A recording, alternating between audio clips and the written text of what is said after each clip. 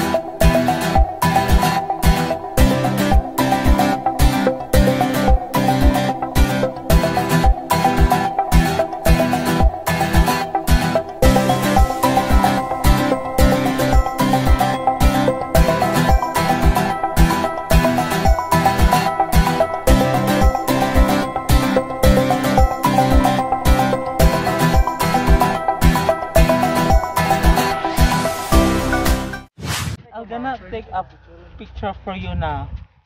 Asa dapit? Unsa na siya dapit, Michael? So, we already here at Koan, Oslob. Here at Municipality of Oslob, located at At Oslob. Right? Cananao. Cananao. The highest part of Cananao. We're going Cananao Cananao can be buto siya te. Basta mo ito siya. O basta laban. Guys, here in Kanyang, Oslob, Cebu, dahil kang bayabas, very delicious at the same time.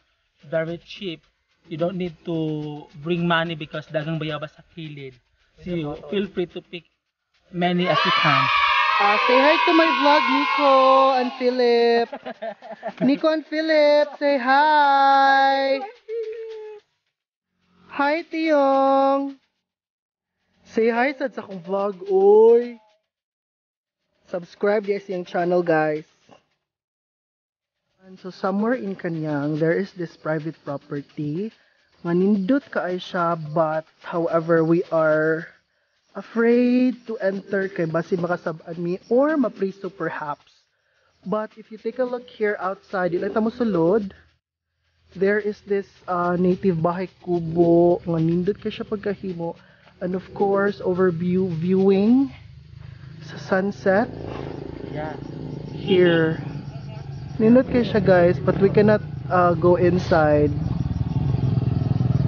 Hello, so outside of that private property mo ni siya ang view. So since di mi kasulod, diri lang mi sa outside. Take a look at that. It's like painting. Muna siya, mga what do you call that? Trees, pine trees. I'm not sure. Pero nice kaayo diri ang view sa sunset. Take a look. Hi guys. So at bang ani, guys, is makita na nimo ang Negros. Take a look, naana siya ang sunset. So diri jud siya ang pinaka perfect nga venue sa sunset, guys. So here mo na siyang island of Negros. Dinapod siya gamay nga island. I don't know what's the name of that. And then murag relaxing jud kay siya diri. Here wala jud na siya filter.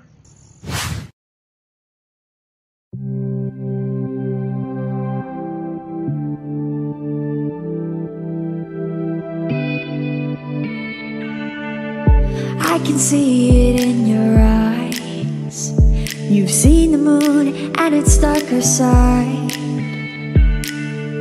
I can feel the gravity, the forces pull between you and me. Yes, it's true, I'm falling hard for you, but I won't rush this love. I can wait even if it's hard to take. One moment is